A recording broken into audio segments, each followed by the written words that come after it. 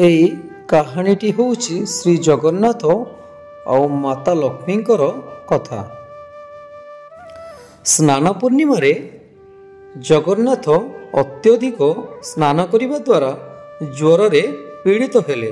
अणसर घरे रही चिकित्सा पाई सुस्थ हेले। गोटे स्थान रे बसी विश्राम नहीं नगर परिक्रमा करने पाई भाबुथिले। ठीक सही समय रे देवी सुभद्रा और भाई बलभद्र आसी पहुंचिले। भ्राता चालंतु माउसी गृह को परिभ्रमण करी पुनः प्रतिवर्तन करिबा। महाप्रभु जगन्नाथ ये कथाटी को शुणी मुंडटी को हलई दे लक्ष्मी माता पाखक गले।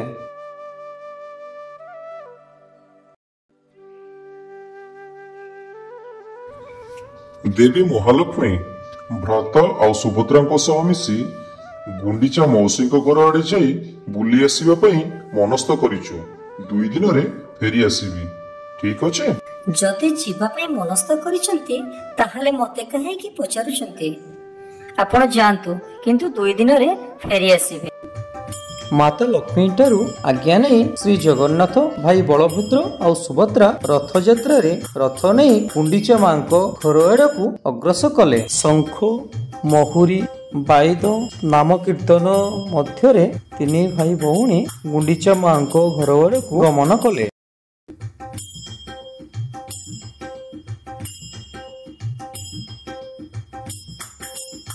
रथरे जाई शेष गुंडीचा मां घरे पहुंची गले। भाई भौणी सह माउसी घरे रही 2 दिन केबे कटिगला जगन्नाथ को जना भी पड़िलानी। लक्ष्मी मां को देथिबा कथा भी से भूली गले। 2 दिन पूरी 3 दिन हो गला किंतु जगन्नाथंकर दर्शन न पाई अति व्याकुल होई लक्ष्मी द्वार को अनै रही किंतु जगन्नाथ फेरिले नहीं।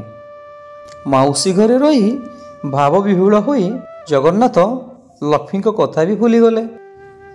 3 दिन पूरी 4 दिन हो गला जगन्नाथंकर दर्शन न पाई लक्ष्मी माता अति व्याकुल होई पड़ती। दिन पर दिन गड़ी गला जगन्नाथंकर दर्शन न पाई लक्ष्मी माता अति चिंतित हो जा। 2 दिन कही 6 दिन हेलानी श्रीमंदिर को फेरिले नहीं। मो निजे जाई देखिबे और पचारिबे कथा देई कथा काहे रखिलो नहीं। पालिंकी रे बसी लक्ष्मी माता श्रीमंदिर बाहरी गुंडीचा मंदिर आड़ को अग्रसर कले। माउसी घरे बसी विश्राम करुवा समय जड़े द्वारपाल आसी लक्ष्मी माता आसीथिबार सूचना देले। ठीक सही समय रे जगन्नाथ लक्ष्मी माता को देथिबा कथा मन पड़िला। देवी रागरे आसीथिबार सुनी जगन्नाथ तांको पाखको आउ गले नहीं। माता लक्ष्मी गुंडीचा मंदिर आसी रथ निकट रे पहुंचिले।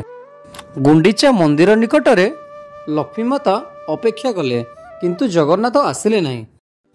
श्री जगन्नाथ मंदिर भितरु बाहर को न आसीबार देखि लक्ष्मी अति क्रोधित होई गले। अति क्रोधित होई लक्ष्मी रथटी को भांगी देले।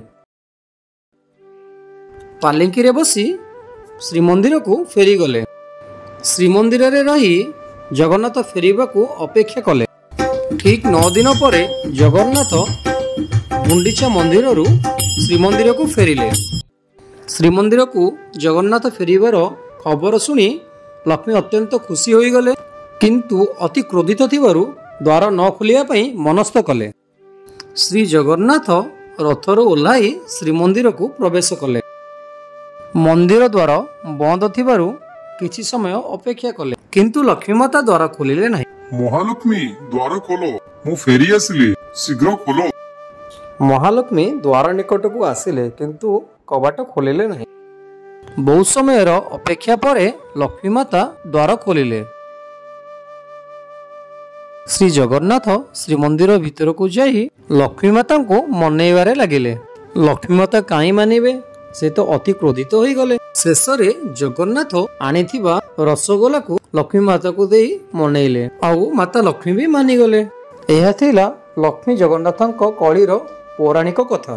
कथाटी केमती लागिला कमेंट करी जणाइबे।